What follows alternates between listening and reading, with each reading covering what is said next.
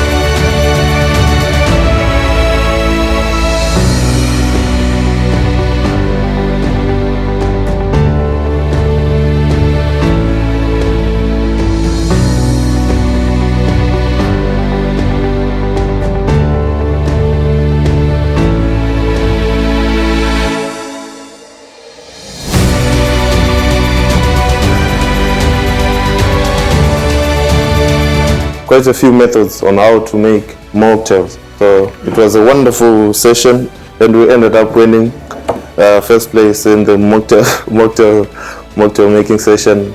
Very good and very informative also. I learned many new things about syrups and glasses and mixology.